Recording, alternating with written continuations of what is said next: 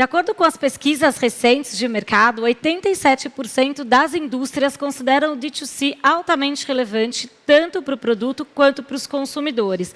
Não é à toa que aproximadamente metade delas está usando o canal para falar com o seu consumidor, né? A gente vê isso muito agravado na pandemia, onde várias indústrias de drinks, a gente está falando aqui grocery and drinks, tiveram que achar um outro caminho, fecharam bares, restaurantes, e o D2C, o Direct to Consumer, foi uma maneira, né?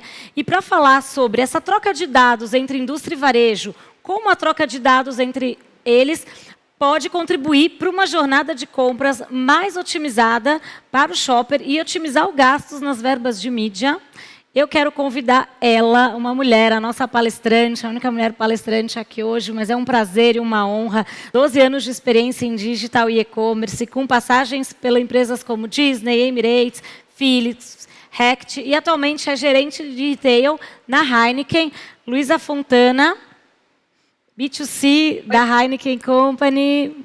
Que bom falar com você, Luísa. Fico tão feliz em apresentar assim, de mulher para mulher, mostrando que nesse mercado também tem espaço para todas nós, né? E estamos aí desenvolvendo e construindo um trabalho muito relevante. Muito feliz com a sua presença. Obrigada, eu que agradeço. Você está lindíssima de rosa, também coloquei aqui um rosinha já em homenagem ao Outubro Rosa, isso. Né? Então, estamos juntas nessa. Estamos todas. Que bom, obrigada. E segundo ano aí de evento, segundo ano que eu participo, então agradecer muito novamente o convite. E como você disse mesmo, né? E aí o Daniel também estava dando algumas outras informações.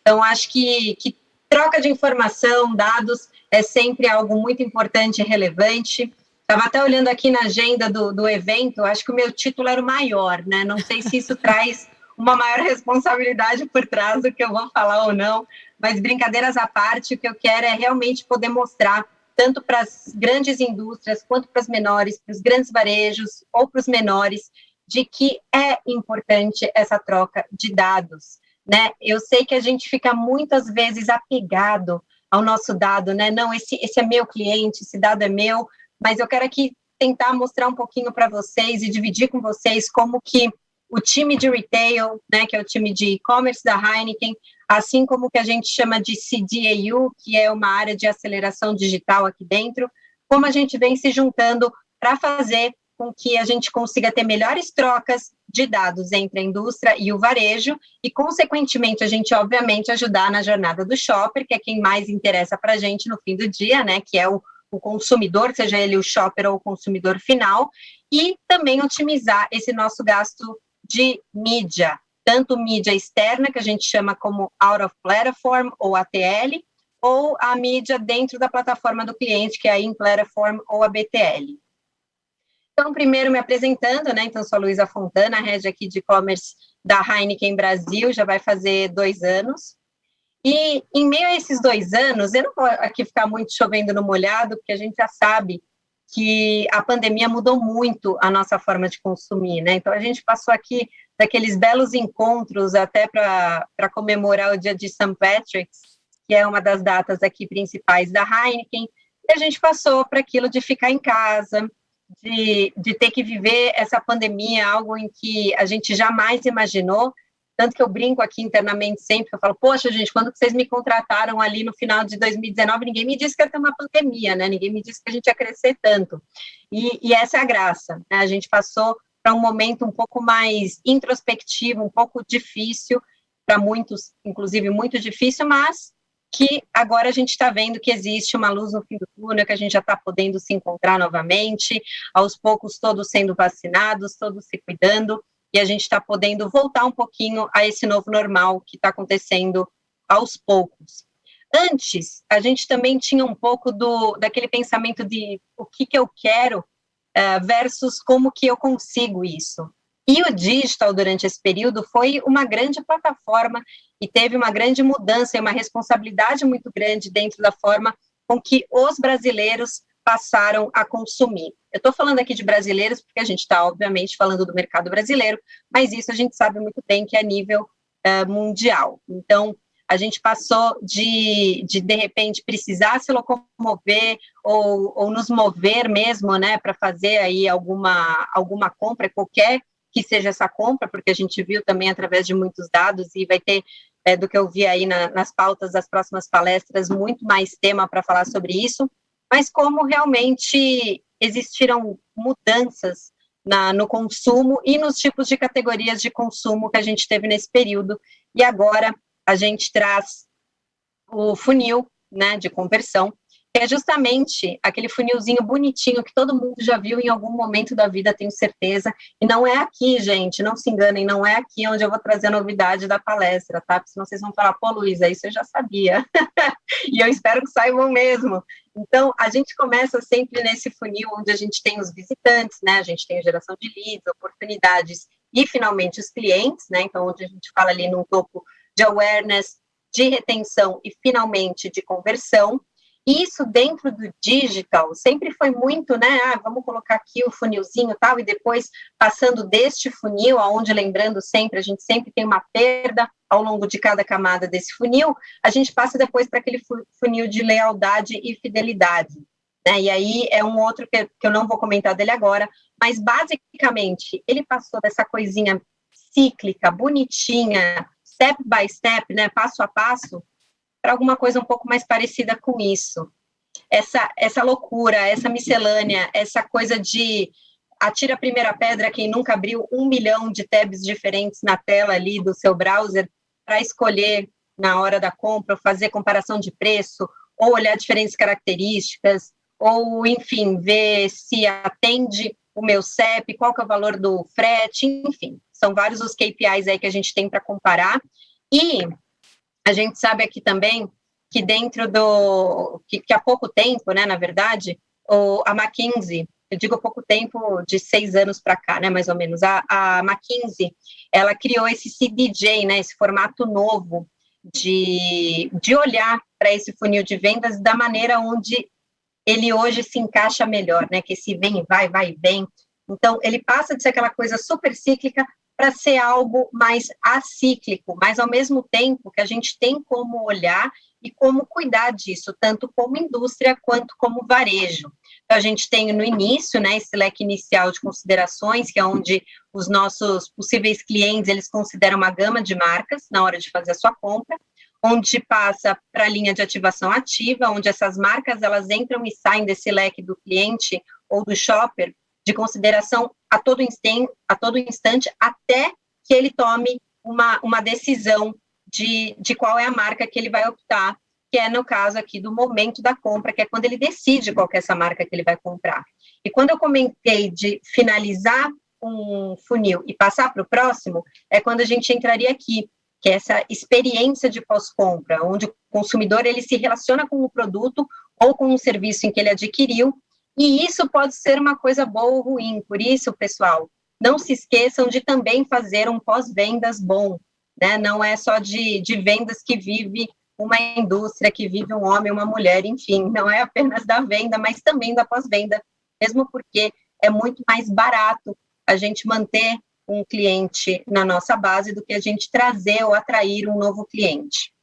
E quando a gente para entrar nesse loop de fidelidade, a gente tem sempre esse gatilho, né? Então, é onde esse consumidor, ele passa a comprar essa mesma marca e sem passar pelo processo de decisão, porque ele já sabe qual é a marca que ele quer, ele já sabe qual o produto que ele quer. Se não me engano, agora há pouco, o Daniel comentou um pouco sobre um dado aí, né, de 10% a respeito do produto e 90% a respeito dessa experiência que ele passa. Então, esse gatilho que a gente também chama de trigger, ele é extremamente importante, não só na hora que você está falando de uma pós-compra, quanto quando você está falando desse momento inicial do leque de consideração. E neste momento se torna muito mais importante a gente olhar para esses tipos de gatilhos, né, ou quais que são esses processos que podem passar por decisão, porque nunca se foi tanto falado, utilizado e vista as redes sociais, né, então a gente está sempre aí no olho do furacão, e as nossas marcas também estão ali dentro, e elas estão bastante abertas, né, e também bastante propensas a receberem tanto a parte positiva quanto a negativa disso, e isso no final, obviamente, acaba refletindo em dados, né, quando a gente fala também dessa forma de fazer o social listening, ou de ouvir o nosso consumidor, que no final das contas é sempre ele que tem que estar no centro de toda a decisão que a gente toma. Então a gente só consegue tomar uma decisão baseada no consumidor a partir do momento que a gente sabe o que ele está falando, o que ele está querendo. E muitas vezes a gente não tem que adivinhar, tá, gente? É simplesmente perguntando, né? A gente pode mandar pesquisas ou, basicamente, fazer essa troca de dados entre a indústria e o varejo. Eu vou começar a aprofundar isso um pouco mais.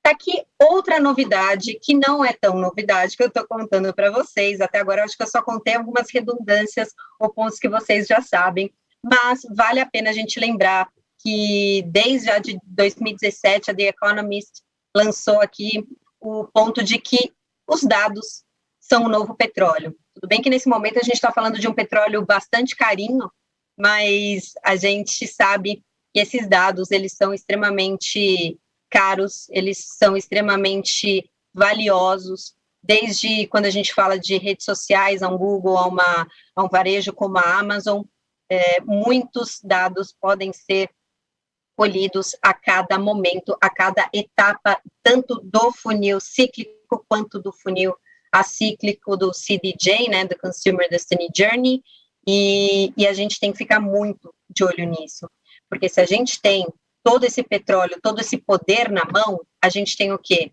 Dinheiro, que é, no final do dia, o que a gente quer fazer.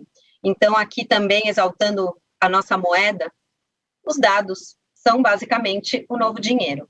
Então, a gente faz muitas trocas, a gente descobre muita coisa, e tudo isso que a gente descobre, que a gente consegue utilizar a nosso favor, obviamente, no fim do dia, se torna a conversão, que acaba em dinheiro.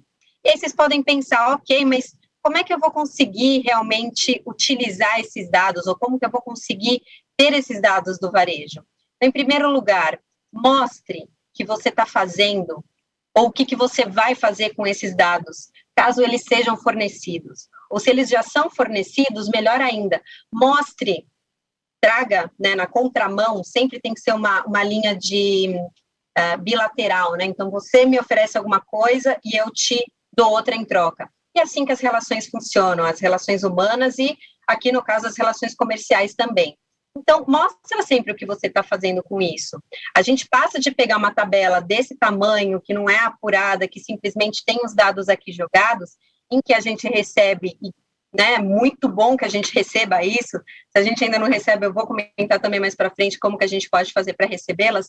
Mas uma vez que a gente recebe essas informações, vale a pena a gente dar aquela lapidada, né? Aqui, no caso, eu estou dando como exemplo o Power BI que a gente tem, mas não necessariamente precisa ser um Power BI. Lu, eu sou uma empresa pequena, eu não tenho, né, sei lá, conhecimento, não tenho know-how, não tenho um time para alimentar isso. Gente, não importa onde vocês estão colocando ou coletando, né, aliás, onde vocês estão guardando essa coleta de dados que vocês estão fazendo. O ideal é vocês terem um tipo de coleta de dados. E aí aqui a gente entra numa outra linha, que é quando você mostra o que você está fazendo. Para você poder mostrar, você tem que ter, primeiro, reuniões recorrentes. E aqui eu estou falando do lado da indústria. Eu tenho ali uma priorização dos meus clientes. Dentro destes clientes, eu tenho as minhas reuniões recorrentes. Então, dentro ali, né, com o meu time, obviamente, quando eu falo Heineken, que falo consequentemente do meu time. Não faria e não faço nada aqui sozinha. Então, o time está sempre com reuniões recorrentes para entender também e para mostrar para esses varejistas de que nós estamos próximos, né? E quando a gente mostra que a gente está próximo, eles sentem também mais confiança em dividir esse dado e saber que a gente está fazendo alguma coisa com ele. Por isso que o ponto B sempre cria uma ata pré e pós-reunião. Então, para vocês já entrarem na reunião sabendo o que vai ser conversado, o que vai ser discutido, que tipo de dados vocês vão ter, que tipo de dados vocês vão conversar a respeito, e o seja simples, que na verdade eu poderia até ter colocado ele como o A, né, o primeiro ponto. Porque quando a gente é simples, quando a gente mantém na simplicidade, a gente consegue focar naquilo que é mais importante. Não é o formato, né, não é a forma, mas é como a gente faz esses tipos de reuniões recorrentes e como que a gente cria essas nossas atas pré e pós que vão guiar as nossas próximas decisões. Segundo, a gente também tem que mostrar que, né, a gente pode ajudá-los a vender mais e como a gente pode ajudá-los a vender mais. Novamente, eu estou falando aqui do lado indústria, mas isso reflete também facilmente do caminho contrário, que seria do varejo para a indústria. Como que a gente pode fazer isso? A gente pode fazer através do cruzamento de informações que o cliente passa para a gente e com aquelas que a gente já tem, ou com aquelas informações que a gente coleta. O que eu quero dizer com isso? Não são apenas as informações que a gente recebe do cliente que vão fazer com que a gente tire uma decisão final, mas aquelas informações que a gente também coleta através de time de CMI ou de captação de dados, caso tenha algum tipo de ferramenta de captação de dados. Aqui no caso estou trazendo como exemplo uma que a gente usa, que é a IntelliBrand, mas existem tantas outras, Danham, Let, enfim, várias outras, mas é juntar com aquelas informações que você também recebe, quanto empresa, quanto indústria, quanto varejo, e cruzar essas informações com as informações que você acaba recebendo. Não deixa isso simplesmente num limbo, eu recebi e está aqui por estar. Não, trabalha essa informação, descobre, vai fundo, né, pegando essa metáfora com o petróleo, então vai cada vez mais fundo para você chegar nas camadas mais profundas aí para fazer a sua coleta de petróleo. E se você fizer uma campanha cooperada, principalmente, demonstra, apresenta os resultados e principalmente os learnings, porque nem sempre a gente vai acertar. Muitas vezes eu posso fechar com o varejista, e isso é muito importante, tá, gente? Eu posso muitas vezes fechar com o varejista um banner na home principal. Vai me custar uma paulada, porque a gente sabe que é caro. Né? É a área que tem mais tráfego, mais visitas, mais visualizações. No entanto, quando o varejo passa essas informações para mim, às vezes eu acabo descobrindo que não é aquele formato que melhor performa em conversão. Se o meu interesse é converter, eu preciso, talvez, de um outro formato. Então, eu preciso fazer essa análise junto ao parceiro. Aqui eu estou pegando um exemplo do Magazine Luiza, de uma ação que a gente fez de Libertadores, e aqui eles passam para a gente, né, no final, as métricas do plano, e não adianta simplesmente eu pegar essas métricas e falar, ok, tirei uma conclusão. Eu vou tirar a conclusão? É óbvio que eu vou tirar umas conclusões, mas mostrar também para eles qual foi a utilização que a gente fez dos dados deles, como eu já falei um pouquinho anteriormente. Então, se era uma promoção em que eu estava focada em vender, eu não posso ficar colocando simplesmente o banner na home principal, porque ele não é o meu formato que mais vai me vender. E eu vou descobrindo isso muitas vezes on the go, que é fazendo. E aí eu vou tirando esses learnings através desses resultados que são trabalhados e unidos àquelas informações que eu tenho. Então, muitas vezes o varejo vai me fornecer a informação de sellout e dessas mídias que eu comprei, eu vou pegar as informações dos veículos em que eu fiz também um push de venda para eles, vou juntar tudo e falar, foi um ROI positivo? Sim ou não? Foi um ROAS interessante? Quais foram os formatos que melhor performaram para mim? Quais são aqueles que numa próxima campanha eu vou repetir? Quais são aqueles que eu não vou mais repetir? E o que é muito legal aqui dentro da Heineken é que a gente é muito data-driven, né? Então muito guiados por informações, e a gente tem muito essa licença poética que eu brinco, que é da gente poder errar, mas a gente faz, a gente analisa, viu que errou, pega esses aprendizados e retorna a fazer uma campanha próxima, mas com aquilo que a gente aprendeu e de uma maneira rápida, porque assim a gente sempre mantém a roda girando e a gente vai descobrindo como melhor trabalhar, não só com cada varejo, mas muitas vezes com o nosso próprio produto. E o terceiro, não menos importante, que eu também poderia ter colocado como primeiro, na hora que eu fui desenvolvendo aqui a apresentação, eu pensei, coloco como primeiro, coloco ou não, enfim, mas vocês vão entender. É sempre seja o parceiro, sempre esteja próximo da indústria ou do varejo e divida conhecimento. O que eu quero dizer com isso? Eu vou pegar aqui um exemplo, enfim, um exemplo fictício, Então, vamos chamar essa moça de Helena. E a Helena, ela trabalha já numa rede de supermercados, ela é uma gestora ali da área, e um dia chega um gerente dela lá também, da rede, e diz, olha, a partir de agora você vai também passar a vender na sua loja flores.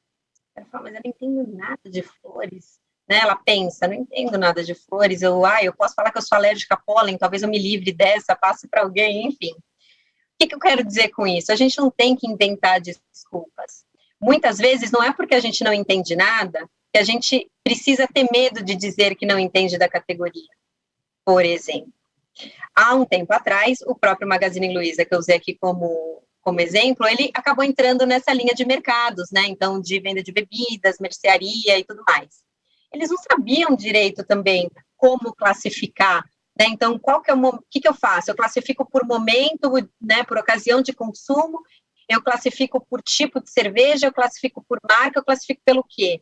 Né? Então, nós que temos o conhecimento maior aqui como indústria do que é o nosso produto, o que estão olhando, quem é o nosso consumidor, o que ele está procurando, a gente pode dividir isso, a gente deve dividir isso com o varejo, para que dessa maneira o varejo consiga, por exemplo, ajudar aqui a Helena a vender as flores dela, a como categorizar, a como fazer uma subcategoria, por exemplo, uma árvore de navegação, qual é o search ideal que eu tenho que fazer, quais são as palavras que estão procurando.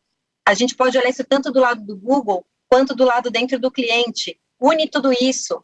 Por que eu vou investir no Google se o cliente também está investindo? Para que eu vou me dar a mesma palavra, se ele ali é o especialista em vender? Então, eu passo a não investir esse dinheiro no Google, né, aqui dando como exemplo, ou na ferramenta em si, na plataforma, e eu passo a mandar essa grana ou esse lead para o varejo. Deixa ele fazer o que ele sabe fazer. E depois o que eu peço em troca? Os dados. E o que eu faço em troca? Todos os outros 2 pontos que eu falei antes, na verdade agora os 3. Então, eu sou parceira, eu mostro como que eu estou utilizando esses dados e, principalmente, eu utilizo esses dados de uma maneira smart, né? De uma maneira, nesse caso aqui, smart, tanto quando a gente fala da forma smart mesmo de analisar KPIs, como de uma maneira esperta. Né? Então, se eu descobrir alguma coisa, eu vou pegar esse learning e vou aplicar ou reaplicar. O próprio Peter Drucker, que é um grande mestre aí da administração, ele já dizia, né, ele já sempre é maravilhoso, mas ele já dizia, né, que se você pode medir, você não pode gerenciar. O que quer dizer que o que você pode medir, você pode gerenciar. Então, a gente tem que ir atrás dessas informações e desses dados que podem ser gerenciados e que a gente consegue tirar algum tipo de ação.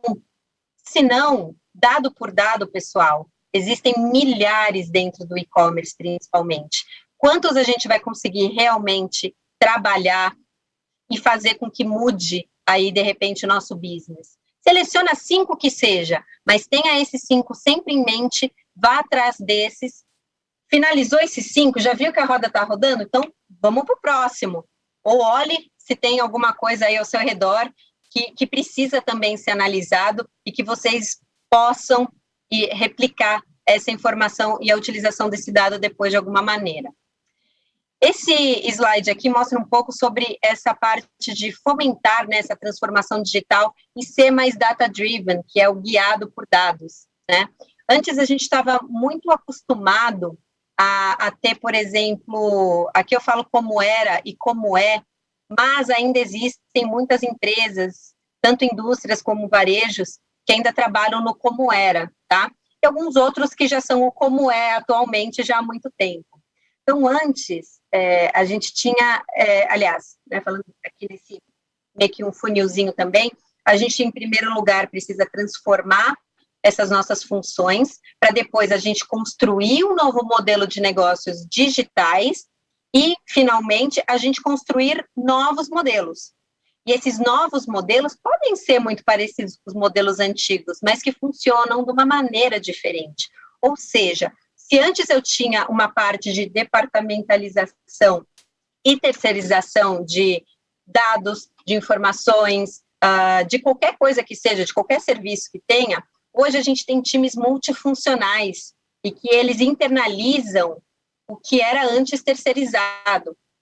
Time multifuncional, gente, é a coisa mais rica que a gente pode ter na vida, né? Um time onde você consegue ter aquele cara que vai conseguir pegar as informações, o outro que vai conseguir transformar aquilo em insight, o outro que vai levar isso para o cliente, o outro que vai fazer acontecer, o outro que acompanha e assim sucessivamente, né? Tanto que eu falo sempre para o meu analista de dados que ele não é um analista simples de dados, ele é um contador de histórias, porque o dado por si só ele não diz nada. Quem está por trás analisando que tem que contar essa história, que tem que trazer esses insights. Como era também aqui no caso de decisões baseadas em julgamentos pessoais, que é o famoso feeling, e hoje a gente leva muito mais para essas decisões baseadas em dados, porque a gente tem mais acesso a dados. Luísa, isso quer dizer que eu tenho que ignorar o meu feeling? Não, nunca, óbvio que não. Mas você vai juntar os seus feelings com os dados. E pode acontecer de repente, você está analisando o dado errado. E aí você toma uma decisão errada e, de repente, seu feeling dizer alguma coisa e os seus dados errados te disseram outra. Tá? Então, aqui vale também o discernimento e ter sempre uma boa filtragem, né? Ou uma boa seleção de quais são os dados que você vai utilizar. E, finalmente, aqui esses projetos de vários meses, até eles ficarem todos prontos, tudo certinho, e aí sim dá um go live, né? Ou assim, depois que você tiver tudo 100%, você começar. Hoje em dia a gente já lança alguns projetos em semanas, inclusive, né? Tem aquela história que dizem better done than undone, né? Melhor feito que perfeito. Tem muita gente que não gosta dessa frase, eu até pouco tempo atrás não gostava muito, mas ela é muito verdade. Então, a gente tem que começar e tem que começar por algum lugar. Então, começa fazendo, vai descobrindo no caminho, né? Tenham também essa flexibilidade com o time de vocês, com a empresa de vocês e busquem essa flexibilidade através dessa demonstração final desses seus dados que foram colhidos e coletados. E, finalmente, aqui, então, chegando ao fim, quero trazer uma mensagem para vocês de que, muitas vezes, quando a gente não olha, né, principalmente quando a gente não olha para o nosso consumidor, a gente pode criar alguma coisa como esse urbanista ou esse paisagista criou esse caminho aqui num parque. Mas, na verdade, as pessoas não queriam passar pela lateral, eles queriam passar pelo meio, porque era o que a gente chama, né, de shortcut, que é o atalho. Então, esse atalho aqui é o que o consumidor quer. Então, não adianta você ficar tentando adivinhar o que o seu consumidor está pensando. Pare, olhe para ele, escute o que ele está dizendo, ou o que ele tem a dizer, sinta tudo isso que você colheu, junte e crie esse atalho que o seu consumidor quer. Porque, novamente, eu sei que isso é um pouco repetitivo da minha parte, mas que é sempre importante manter essa informação viva nas nossas mentes. A gente precisa atender ao nosso consumidor. A gente precisa ser o que a gente chama de consumer-centric, centrado no nosso consumidor. E apenas dessa forma e dessa forma apenas que a gente consegue chegar lá.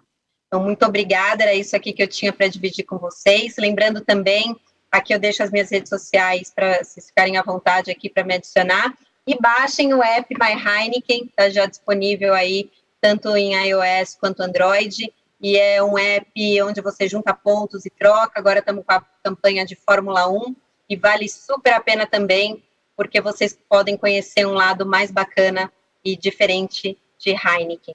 Então, muito obrigada novamente e estou aqui totalmente aberta aí a perguntas. Muito obrigada, Luísa. Acho que é importante, assim, só para finalizar, a gente está com um tempinho aqui corrido, infelizmente não vamos ter que pular as perguntas e deixar para o chat, mas é importante a estratégia e eu acho que é extremamente importante quando a gente põe o consumidor no centro, né? Então, todo esse trabalho é visando o melhor atendimento do cliente, o próprio My Heineken, que eu já fui parceira em outras empresas, continuo sendo atualmente parceira, né, na Cencosud com o My Heineken, em busca do cliente, realmente para o cliente ter uma melhor experiência, para o cliente ter um melhor relacionamento com a gente. Muito obrigada mais uma vez, prazer dividir um palco aqui com outra mulher, estaremos juntas em próximos. Obrigadão. Dani? Obrigada, tchau, tchau, boa tarde a todos. Tchau.